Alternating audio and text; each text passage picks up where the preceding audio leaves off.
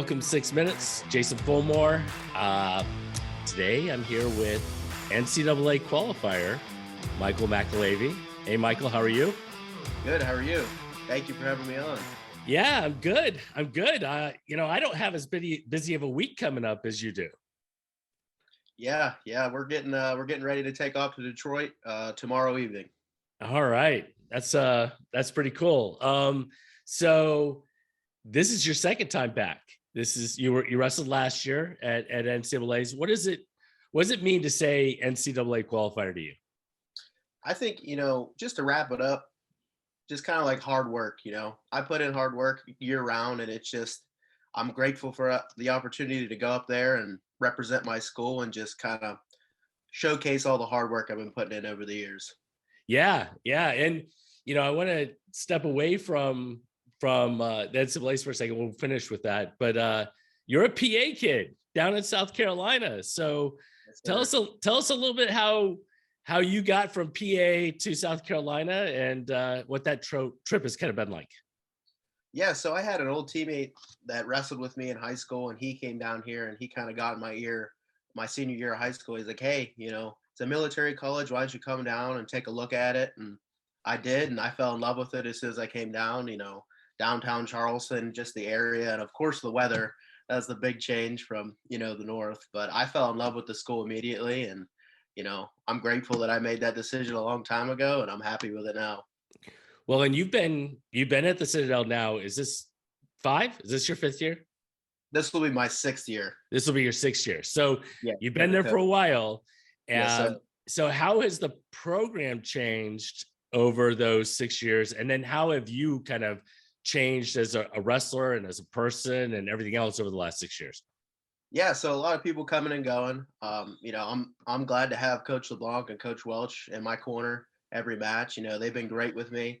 One change would just kind of be in, just putting that work in year round. I stayed over the summers. I kind of learned, like, if you want to jump the level, you're going to have to commit your summers and year round to getting better, whether that's freestyle, lifting, or, just working on the areas that you need to improve in. But that's kind of when I started seeing levels started to be jumped, when I just stayed down here in the summer, was committed to my wrestling, and then it obviously paid off. Yeah. So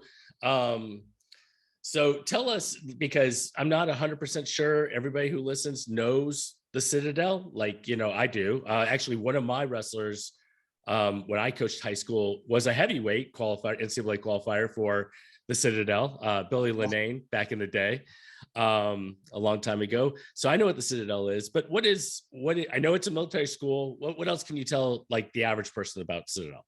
Yeah, so a lot of people think that you have to go into the military after you graduate, and the cool thing about the Citadel is you don't. And you could go into any branch of the military. So you could go Air Force, Navy, Marine, kind of like whatever avenue you want to go if you choose the military route. I didn't choose that route. I'm looking for jobs after I'm done with the NCAAs, but it's such a cool school because there's so many different avenues you could choose, and I think that's the cool thing about the school, because you got so many different kinds of kids going there, and obviously, a lot of different kinds of sports. So it's just like a big melting pot of different kinds of leadership and people. It's a cool place to be. So what did you get your degree in, and what are you going to kind of focus on? Yeah, so I got my undergrad in business administration, and then I'm just finishing up my MBA in May, and then Congratulations. That's pretty awesome. Thank you. Yeah, I'm just kind of in the process of getting my name out there right now, get my resume out there and talking to people, and looking to stay in Charleston and start my career. Okay. So you want to stay down in Charleston area? Yes, sir. And then, help Coach LeBlanc out as much as I can, get in the room, kind of develop those younger heavyweights and get somebody in there to fill my spot. Yeah. That's awesome.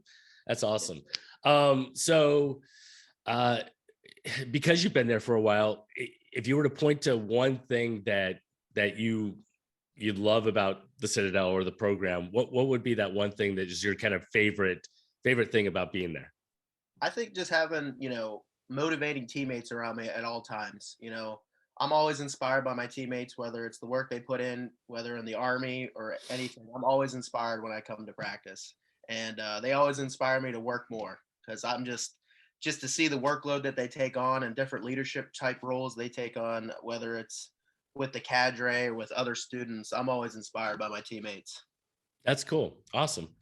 All right, man. So we're heading to Detroit. It's been a good season. Um, you know what does it mean to um represent your program at the NCAAs? I mean, the biggest tournament there is, really.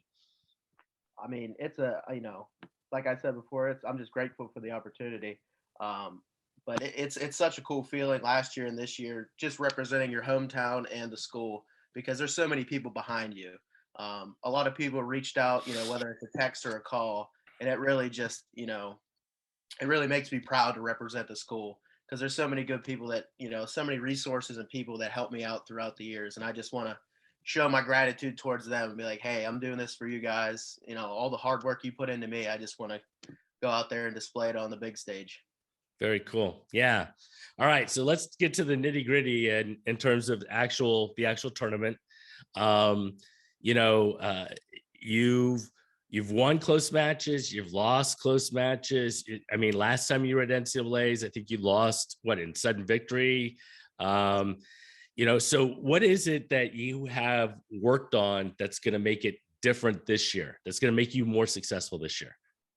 I think last year I was kind of, a deer in headlights. There wasn't a full crowd because of COVID, but it was still loud with the family members and teammates. So it was such an awesome experience. I just tried to soak it up, but I think it affected my wrestling a little bit.